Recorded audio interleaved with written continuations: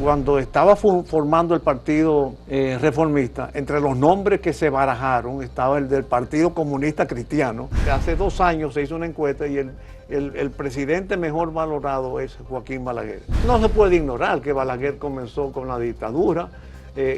Yo, al contrario, veo eso como un mérito.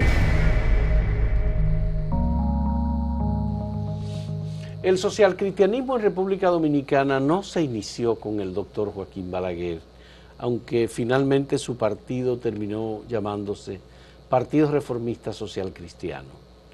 Balaguer en el año 1964-65 fundó en Nueva York lo que finalmente sería el Partido Reformista. Solamente así, Partido Reformista. La alianza con el Partido Revolucionario Social Cristiano se dio posteriormente.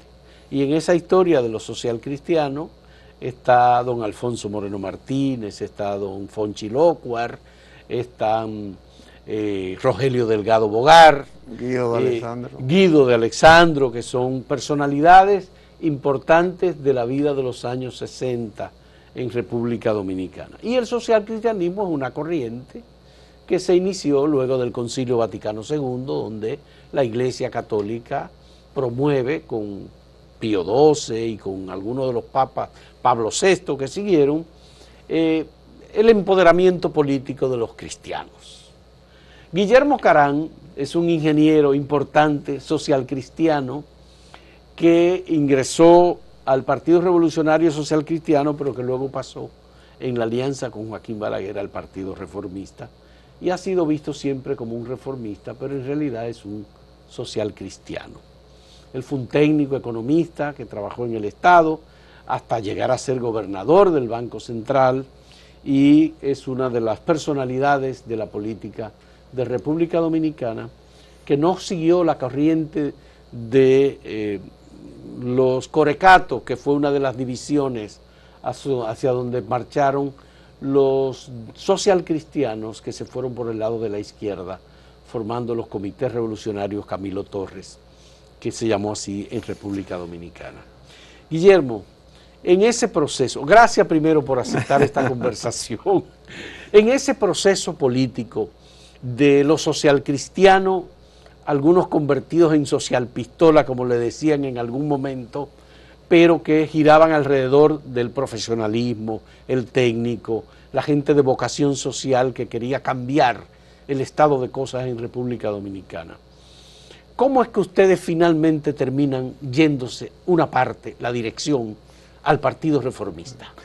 Bueno, realmente fue mucha parte, porque a la larga todos la mayoría por lo menos nos reencontramos con Balaguer, salvo los que adoptaron la línea de izquierda, tipo los corecatos, que últimamente lo han reconocido. Lo han reconocido, sí. No, bueno, yo he hecho algunas entrevistas aquí y se me olvidó mencionar a Caunabo Javier Castillo. Correcto. Sí. Bueno, pero hay varios cursos de acción para concretar esa alianza.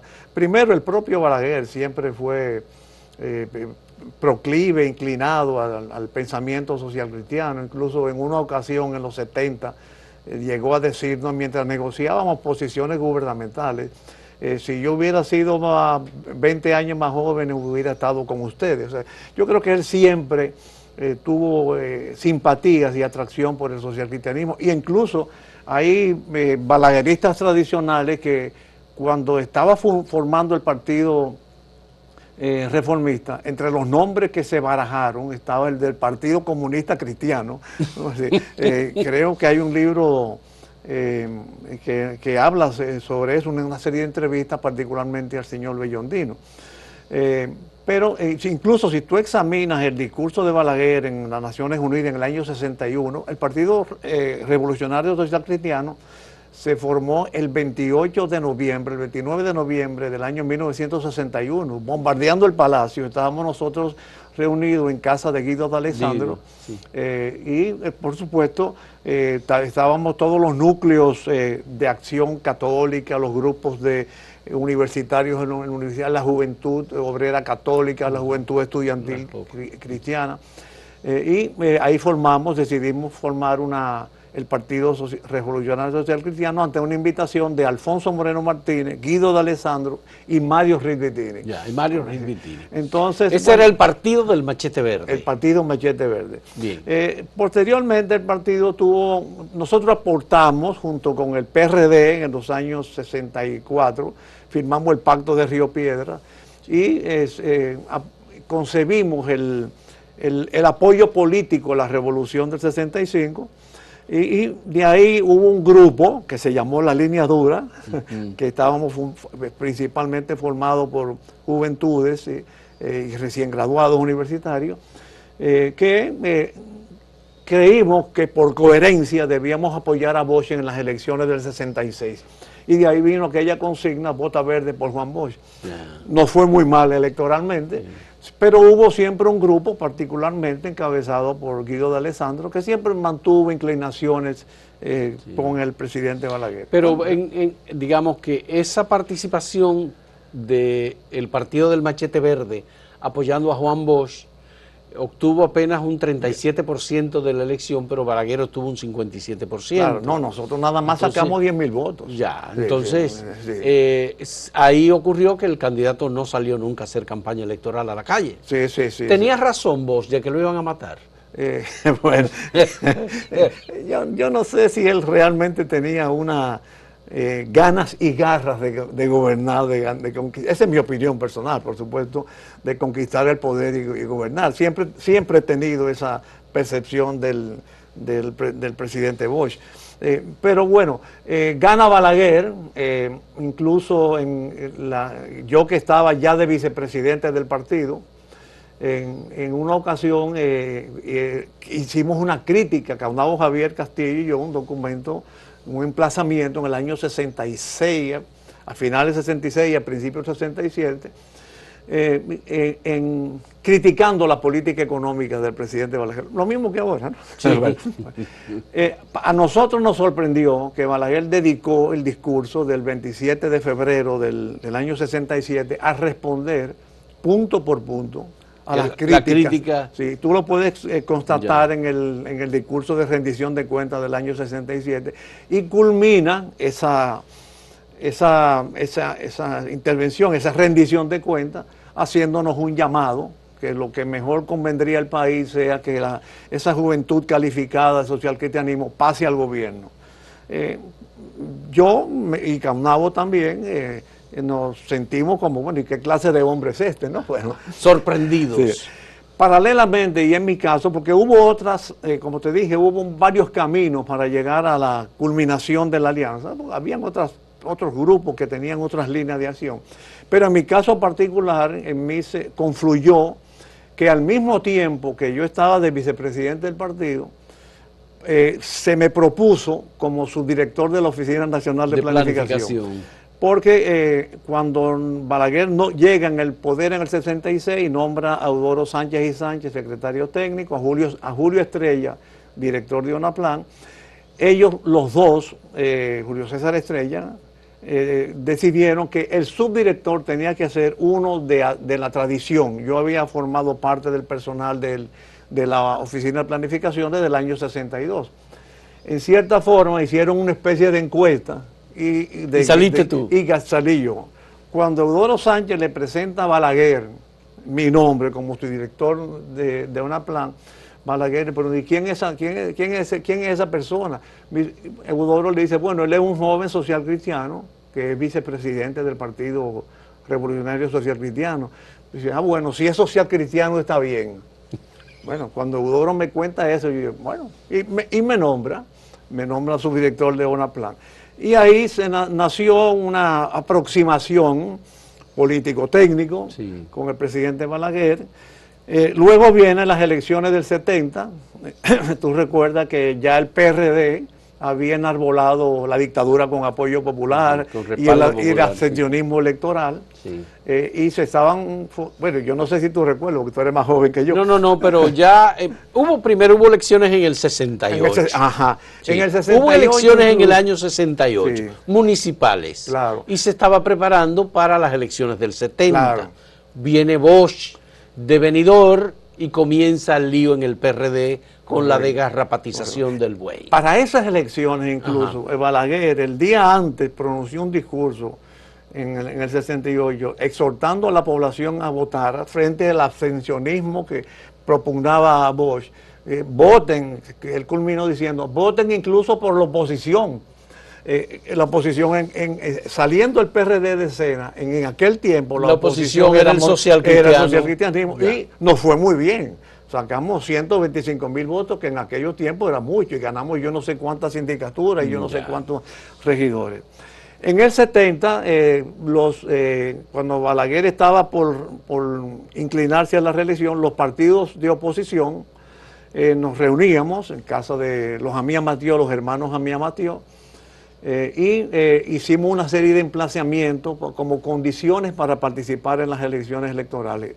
Dado el vínculo que yo tenía con Balaguer a través de Lonaplan, sí. Balaguer me llama una noche y me dice que él no entiende la posición de nosotros, que nosotros somos el futuro del país, que si el PRD no quiere ir a elecciones, que no vaya, pero que nosotros podemos ir.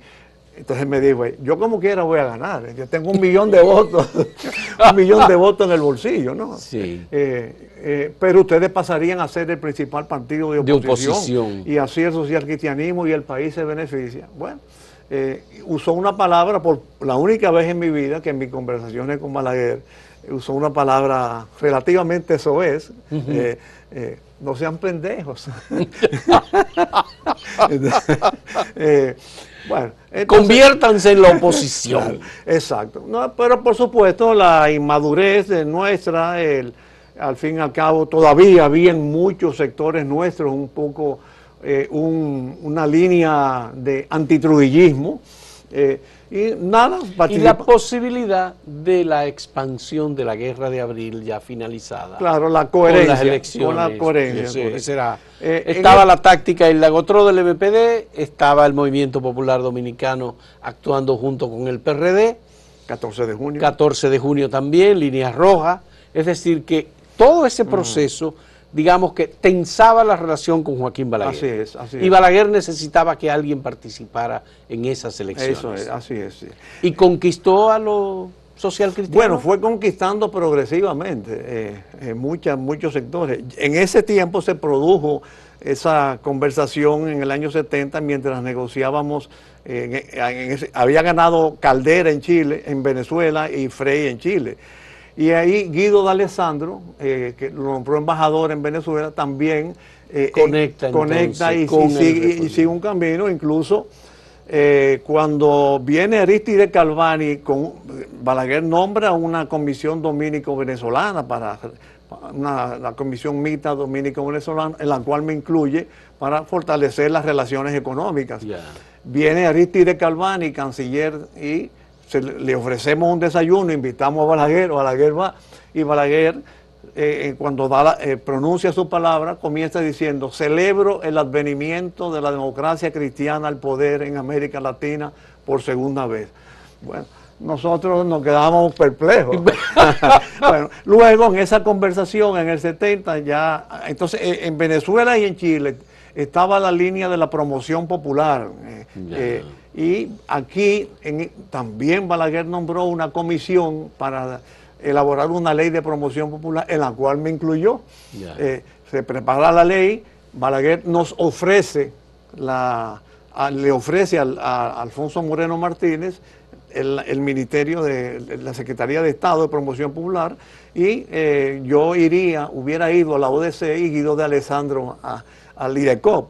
Bueno, aparte de eso, Balaguer había proclamado las políticas de leyes agrarias para la redistribución ese fue de la el 70, eso fueron 2 años después, que eso fue otro ingrediente, porque ahí los socialcristianos la apoyamos. La apoyaron inmediatamente. Incluso sectores del Partido Comunista. Sí. Entonces ahí fue que nos dijo, si yo hubiera sido en las negociaciones, si yo hubiera sido más joven, hubiera estado al lado de ustedes. O sea, todas esas cosas fueron tomando cuerpo. Y bueno, y ahí vino las leyes agrarias que nosotros apoyamos contundentemente. En los archivos del Congreso se pueden recurrir nuestras intervenciones. Y ahí comenzaron personas tradicionalmente vinculadas o antibalagueristas. Por ejemplo, recuerdo a mi amigo Bienvenido Brito. Bienvenido Brito. Que era social cristiano. Claro, es social cristiano. Sí. Él es PRDista. Nos encontramos en el Congreso defendiendo las leyes agrarias.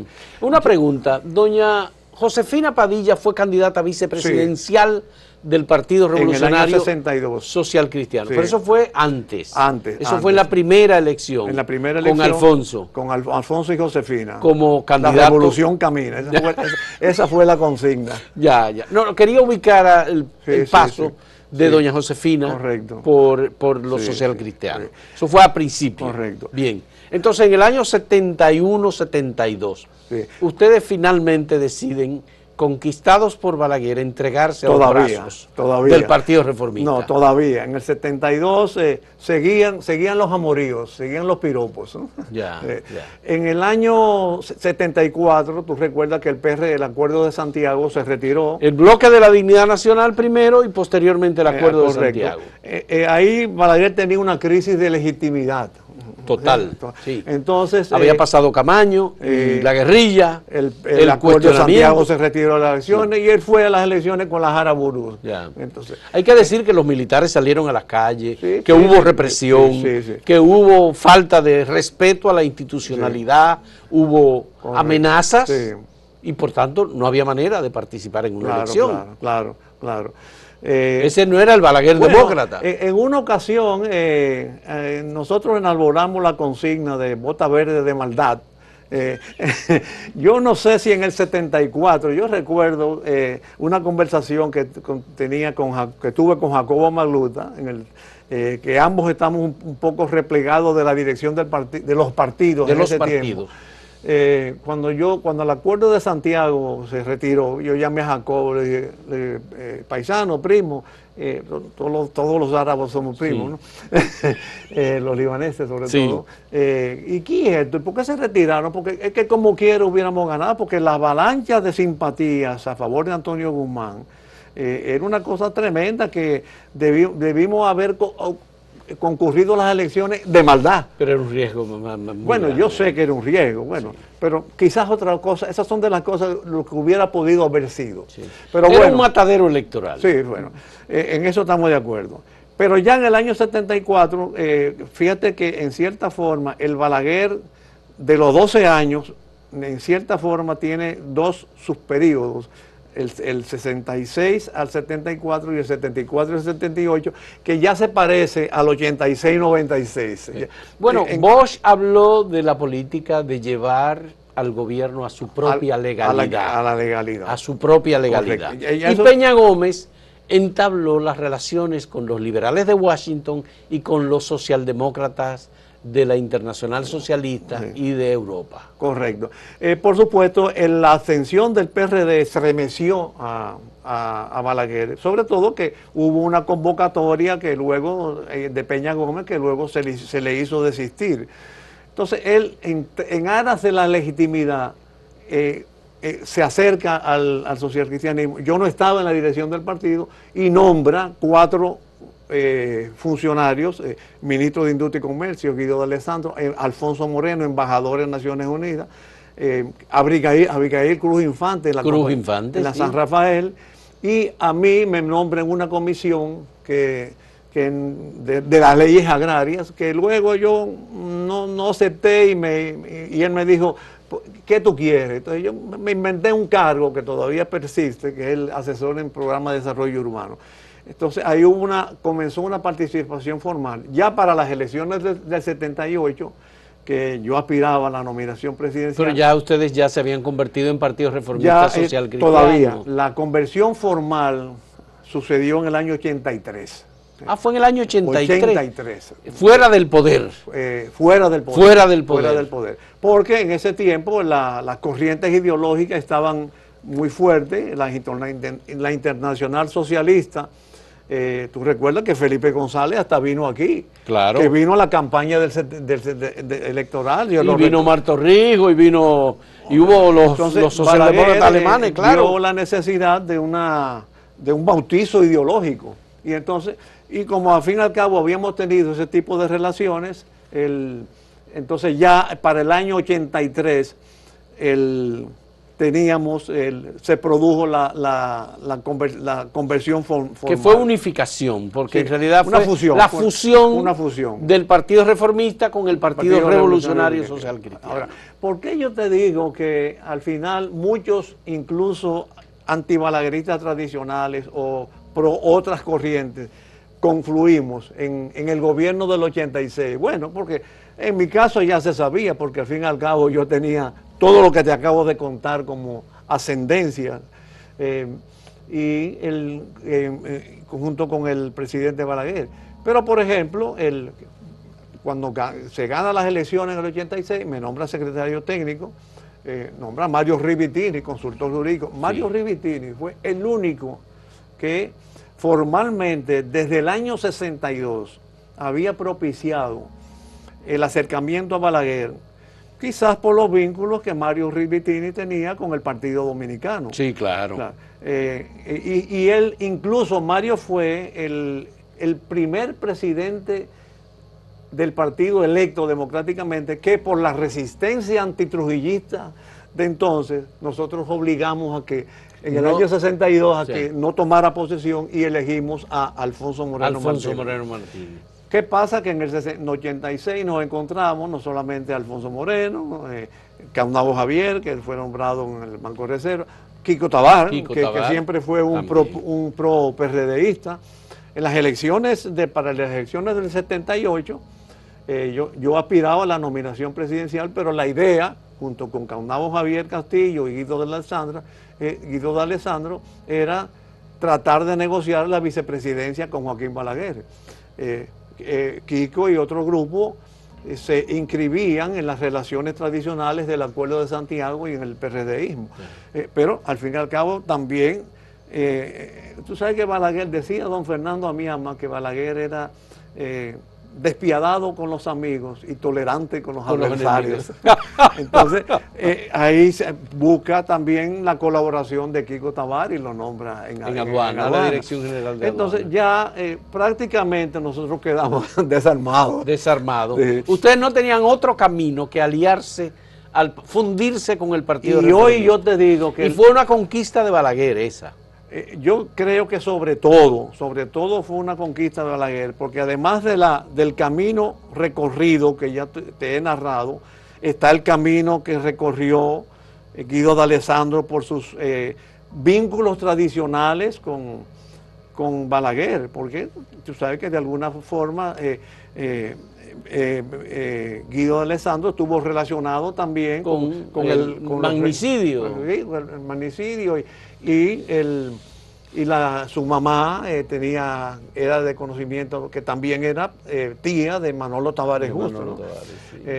Entonces, por un lado. Por otro, estaban quienes promovían por el lado de los sindicatos cristianos, de la Juventud Obrera, que estaba la Fundación Konrad Adenauer, y la corriente venezolana que aspiraba que haya una democracia cristiana no tan focalizada en Venezuela y en Chile, sino que fuera expandida. Bueno, esa fue una época muy exitosa políticamente del socialcristianismo, porque no solamente en Chile, en Venezuela, en Costa Rica, los socialcristianos fueron muy poderosos y el liderazgo era muy influyente. Así es. En el caso de Joaquín Balaguer, obviamente lo asumió y lo convirtió en una fuente importante de su rejuvenecimiento político. Y yo creo que la historia lo determinará, pero el aporte, muchas personas me preguntan, ¿tú crees que valió la pena? Bueno, yo digo que lamentablemente no lo hicimos antes, porque el Balaguer de los 12 años no es el mismo Balaguer de los 10 años. Vamos a hablar de eso en un momento cuando retornemos. Vamos a hacer una pausa en este diálogo con el ingeniero Guillermo Carán, social cristiano, pasado al reformismo y posteriormente ya, bueno, hay que decir, ¿se puede decir balaguerista? Sí. Sí, balaguerista. Volvemos en un momento.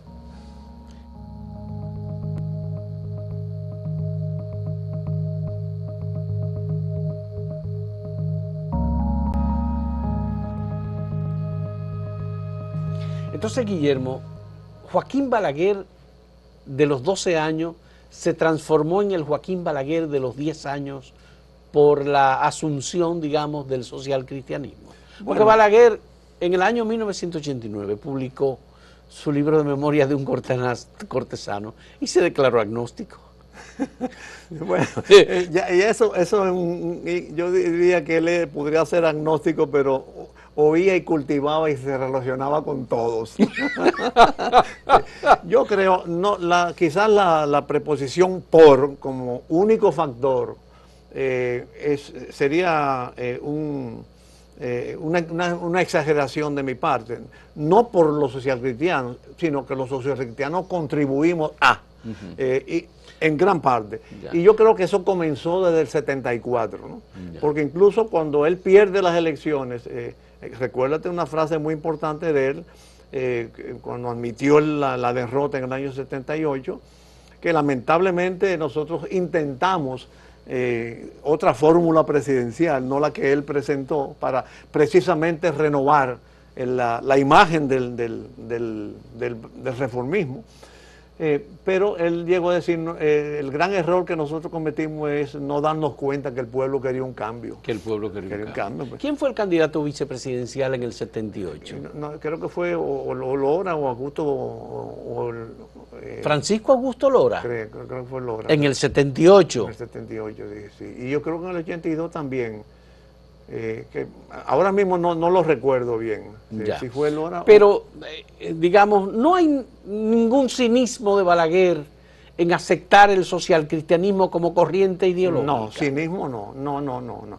Yo creo que él, como se dice popularmente, en el fondo, aunque sea muy en el fondo, él tenía esa frase que él nos dijo en el 70, si yo hubiera sido más joven y estuviera con ustedes, yo la creo, porque incluso la forma como él despachaba con nosotros, los criterios, los temas que tratamos, como lo abordamos, yo te diría que había como una avidez de esa intuición ideológica que él tenía de lo que era el socialcristianismo, que por supuesto uno tuvo el privilegio de estudiarla formalmente. Y el gobierno que hizo Balaguer del 86 al 96, ¿aplicó los instrumentos y elementos del socialcristianismo en las ejecutorias gubernamentales? Sí, yo creo que hay una gran incidencia que particularmente, por ejemplo, bueno, el tema de la reforma agraria, la prioridad con el empleo.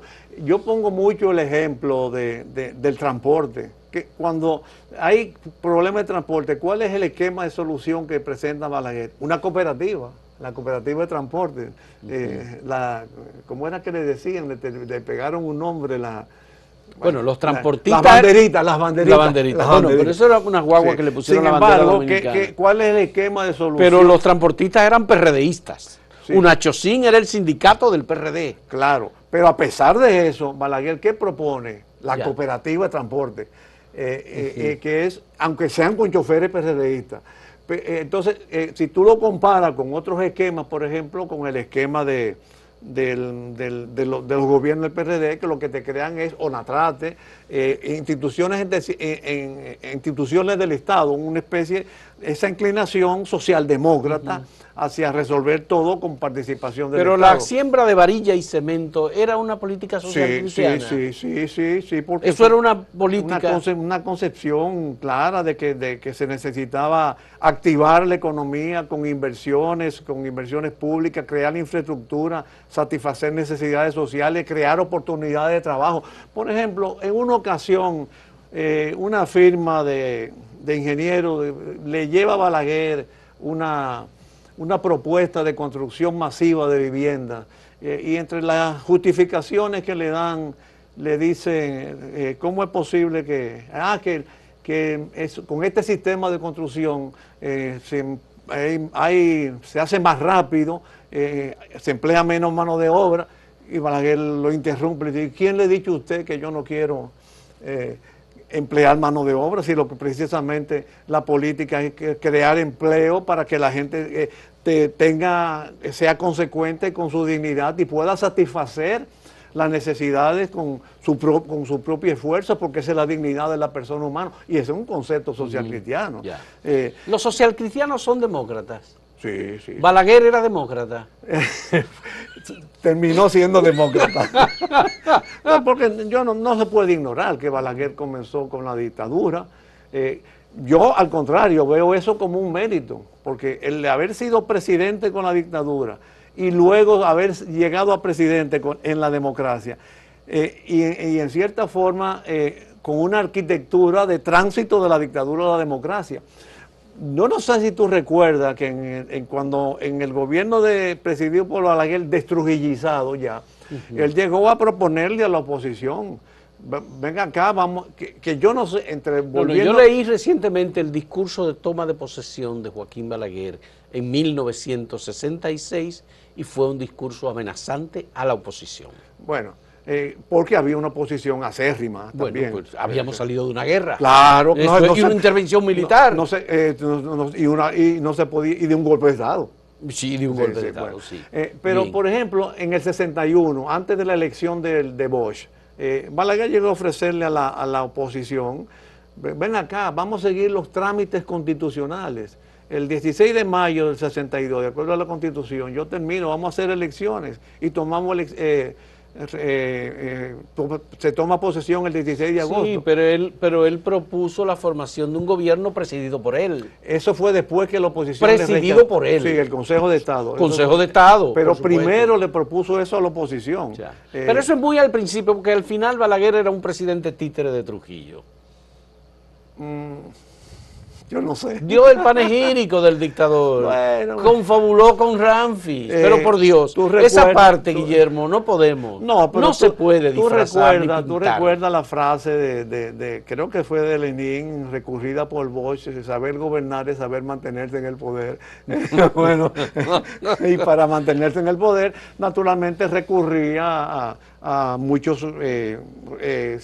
situaciones y discursos porque había una situación militar de hecho, porque había una presión militar por tomar el poder o reafianzar incluso para poner a Ramfis como sucesor, que tenía que manejar esa situación. Era inevitable desde tu punto de vista que Balaguer empleara la Policía Nacional, las Fuerzas Armadas y luego lo que se llamó la Banda Colorada para reprimir a los opositores, al PRD, al Bosch, a los jóvenes. No, inevitable no lo era. No era. O sea, era evitable. Era evitable. Era evitable. Por supuesto, el caldeo de ánimos y también la visceralidad del momento lleva a la adopción de medidas que muchas veces incluso el propio Balaguer llegó a admitir como erróneas. Como te acabo de citar su frase del 78, de que no nos dimos cuenta de que el pueblo lo que quería era un cambio y quisimos insistir más de la cuenta.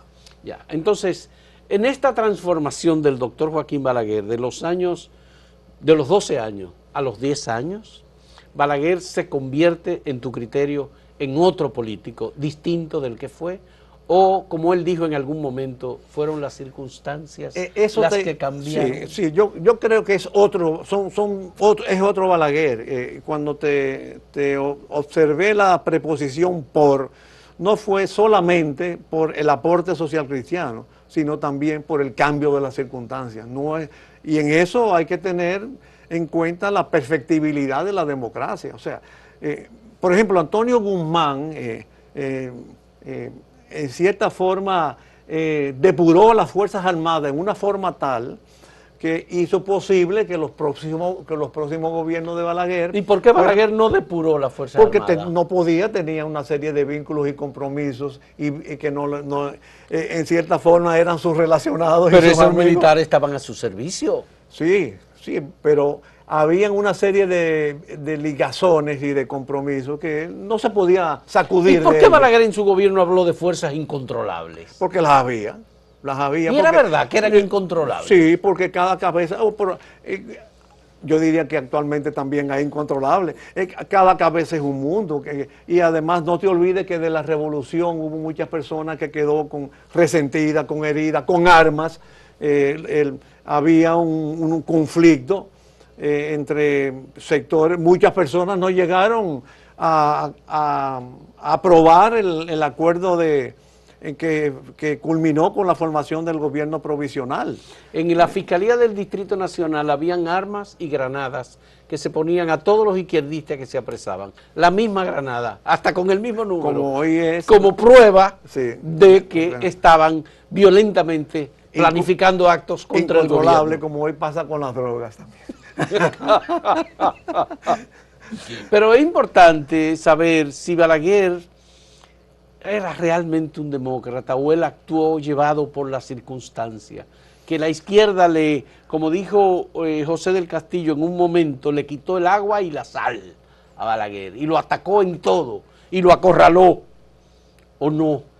Fue que Balaguer tenía una condición de autócrata, de represivo, y que él siempre quería ganar las elecciones y las ganó siempre con fraude.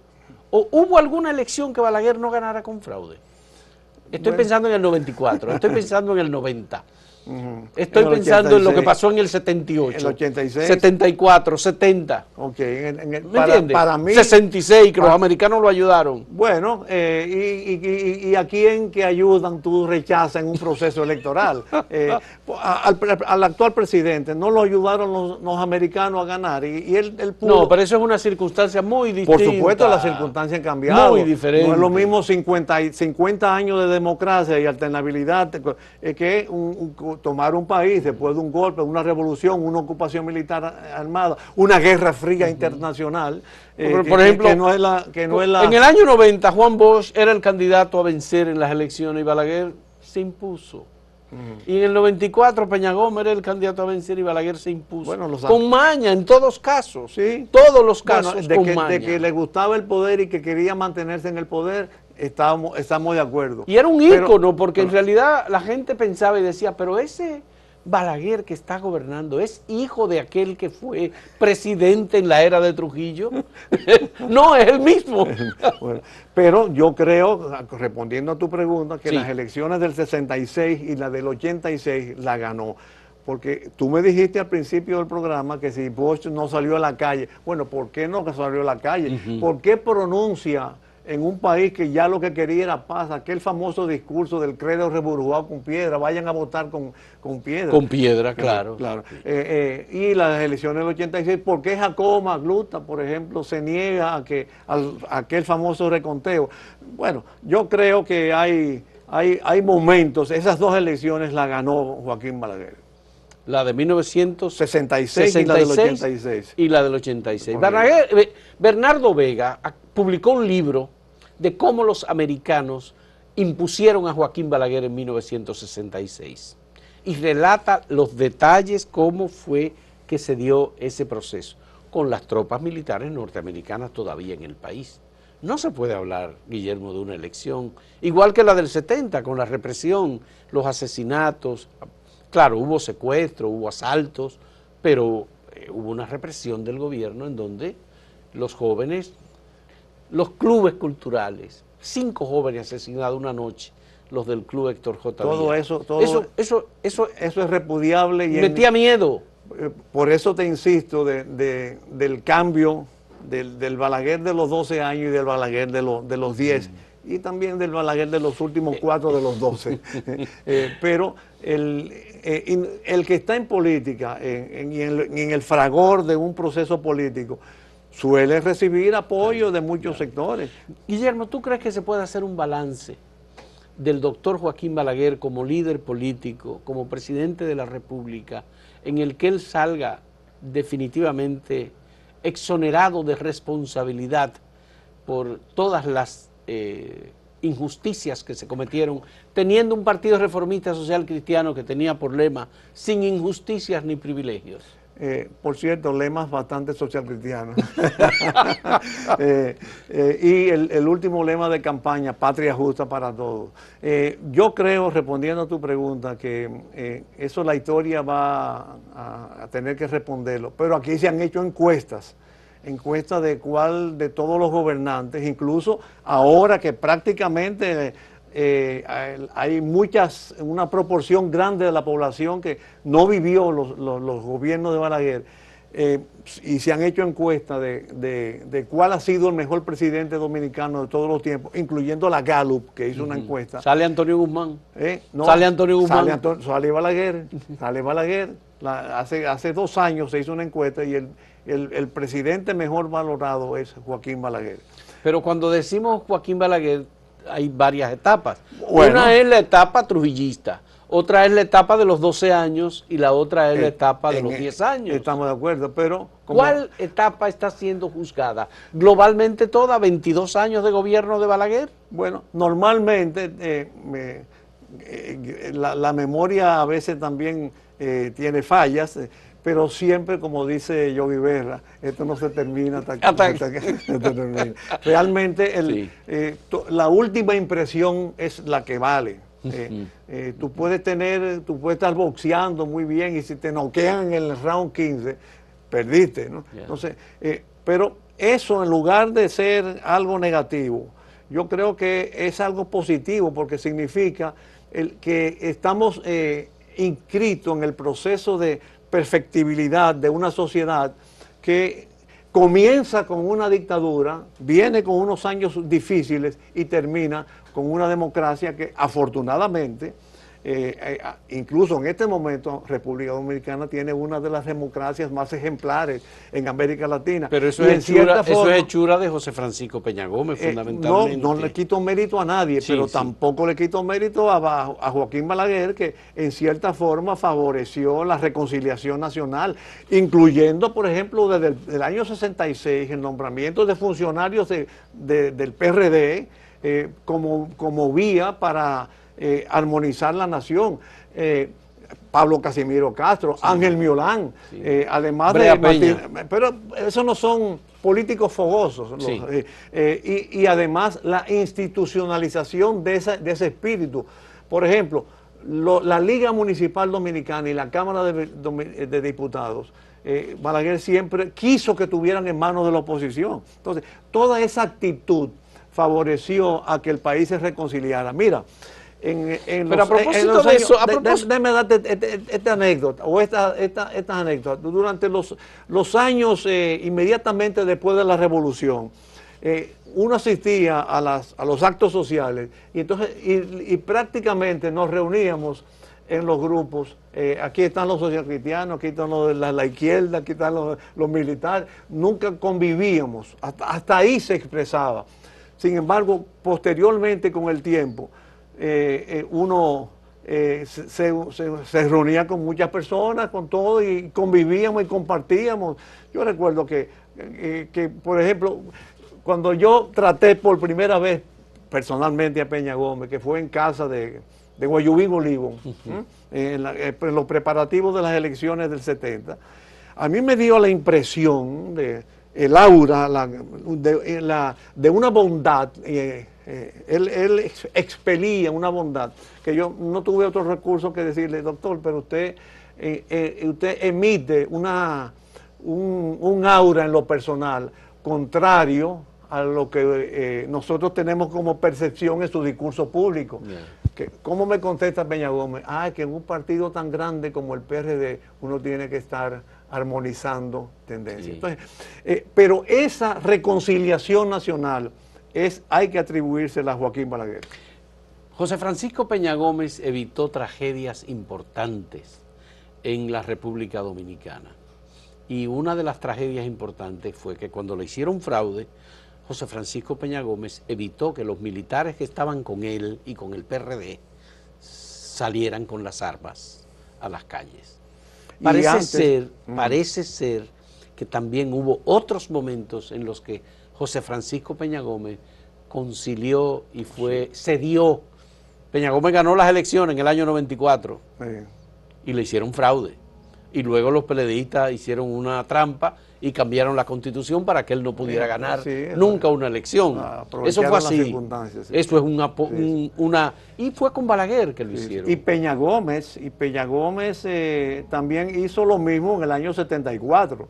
que había una efervescencia porque en el gobierno de Balaguer no tenía legitimidad. La legitimidad se la dimos los socialcristianos, en cierta forma, pero había una efervescencia y habían movimientos para lanzarse a la calle, y Peña Gómez lo paró. Y en ese sentido yo creo que hay que reconocerle esa prudencia a Peña Gómez. A José Francisco Peña Gómez. Vamos a hacer una última pausa en este diálogo con Guillermo Carán, social cristiano, ingeniero, que se adhirió luego al Partido Reformista, social cristiano también, y que ha formado parte del proceso democrático de República Dominicana, como joven y luego como ingeniero, economista importante. Volvemos.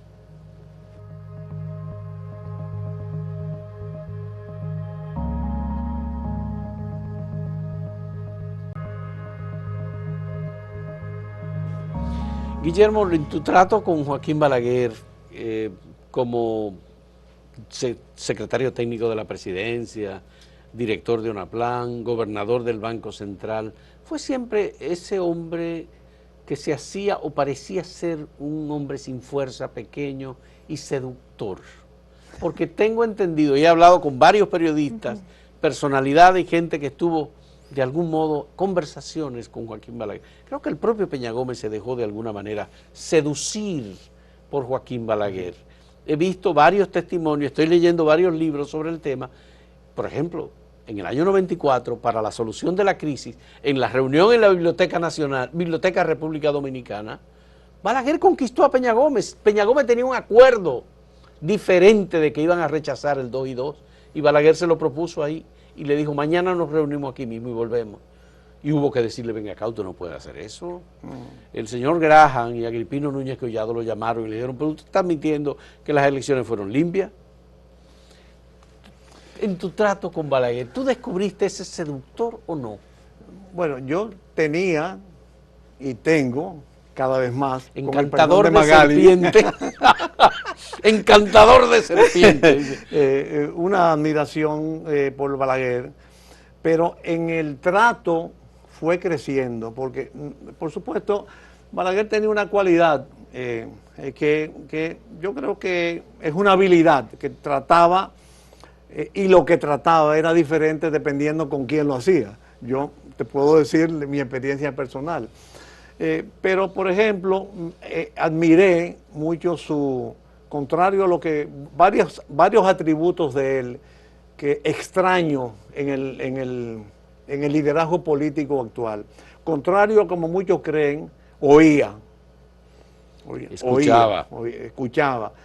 Era sensible. Por ejemplo, hubo cosas que yo llegué a proponerle, que decía relacionado con las relaciones internacionales y los problemas de estabilidad cambiaria. Yo no puedo hacer eso. Por ejemplo, en una ocasión yo le dije, presidente, el acuerdo con el fondo establece que uno puede pagarle en pesos, no en dólares, porque si las circunstancias lo requieren. Y me dice, yo no puedo hacer eso, ¿no? Y así algunas exigencias de organismos internacionales. Ese nacionalismo que muchos también proyectan, para mí lo vi auténtico, sistemático. Era una persona que tenía unas reglas de comportamiento, le daba seguimiento a todo. Y en general, todas esas cualidades yo creo que marcaron un poco la relación, como en cierta forma yo también soy así, ¿no? Marcaron un poco el estilo de relaciones. ¿Y no te parece que Balaguer era muy tacaño? Austero en todo, en sus finanzas, en su vida privada incluso, en el manejo de las finanzas públicas, pero una austeridad auténtica, no simulada, cuidadoso, o sea, registraba, por ejemplo, el valor del número, registraba algunos detalles. Por ejemplo, en una ocasión yo estaba en proselitismo político y estaba en una provincia, creo que San José de las Matas, y le dije, mire, presidente, la comunidad está pidiendo tal carretera. Me dice, pero ya yo lo ordené ayer. O sea, ese tipo de detalles de precisión, por supuesto, la época ha cambiado, ¿no? Sí. Pero ¿Y era cierto que él manejaba la economía con un librito? Oh, sí, sí, sí. ¿O era, era cierto. O sea, tú, por ejemplo, cuando todas las noches los recaudadores tenían que decirle, cobramos tanto, cobramos tanto. El ministro de Finanzas tomaba una libretica y la apuntaba y sumaba, se le ponía en la gaveta superior izquierda de su escritorio. Entonces, en total recaudamos, que sé yo, cuántos millones de pesos. Al día siguiente, con el director de presupuesto, él se reunía con los recaudadores todas las noches. Al día siguiente, con el director de presupuesto, decía, recaudamos tanto anoche, separa la mitad para las cargas fijas y vamos a distribuir la otra mitad. Entonces, eso era la libreta, eso no es un eufemismo. ¿Y cuál era su actitud sobre la deuda? Para endeudar el país. ¿Cómo era él? Negado totalmente. Inclusive porque mucha de la deuda es en cierta forma a instancia de los organismos, de los propios acreedores, de las propias instituciones financieras. Sí. Y a veces él tenía que hacerlo a regañadientes, con miras a tener buenas relaciones con las ofertas financieras que había. Por ejemplo, en una ocasión, cuando se estaba haciendo la presa de Valdesia, el gobierno italiano era demócrata cristiano, Guido D'Alessandro era embajador en Italia. Yo era secretario técnico, era que manejaba en ese tiempo las relaciones de cooperación internacional. El gobierno italiano quiso ayudar a República Dominicana y fue una ofensiva tal que, porque también hay condicionamientos, se contrataron empresas italianas y equipos italianos y ofrecieron financiamiento, él estaba negado. Yo le dije, presidente, dice, no, es que esa obra es mía.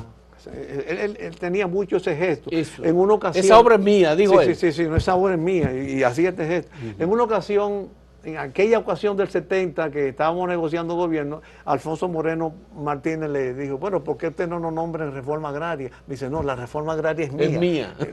Después dijo, es mi novia. Después dijo, mi novia, recuerda. Ya. Bueno, entonces, ¿tuvo Balaguer alguna novia que tú conocías? No, yo en la vida personal, y te voy a hacer una anécdota con Fidel Castro.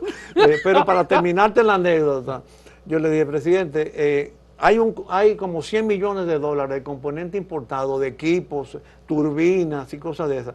El gobierno italiano quiere financiarlo. Los socialcristianos necesitamos que usted dé ese sello para consolidar las relaciones internacionales. Bueno, está bien, así sí, o sea, pero a regañadientes. O sea, bueno, yo fui a Cuba una ocasión. Con Fidel Castro. A un evento de la CEPAL. El presidente me encomendó que intentara saludar a Fidel Castro. Yo de que llegué, le dije, bueno, el presidente quiere que yo sea portavoz de una serie de mensajes a Fidel Castro.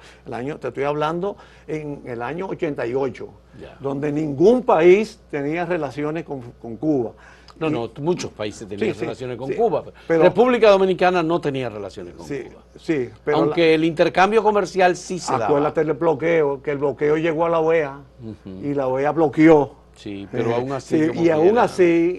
Por ejemplo, México nunca rompió sus relaciones. México no. Está bien, México pero. Siempre fue una excepción, pero la mayoría de los países. Bueno. ¿Y qué pasó entonces? Bueno, entonces, después de muchas dificultades y ceremoniales, un día estoy yo en el evento y viene un grupo, usted Guillermo Carán de República Dominicana, venga. Me llaman por unos pasillos ahí rarísimos. Y tengo una entrevista con Fidel Castro. Y pues, cuando estábamos en la economía, la historia, ahí me contó cómo él se hizo comunista, porque yo le dije, ahí me preguntó que si era verdad que si el presidente no fumaba, que si no tomaba, que si es verdad que trabajaba hasta las 12 de la noche. y como comenzó a hacerme preguntas de orden muy personal, yo dije, mire, presidente, yo soy un colaborador político del presidente Balaguer, yo no soy un íntimo, yo no soy de su intimidad personal.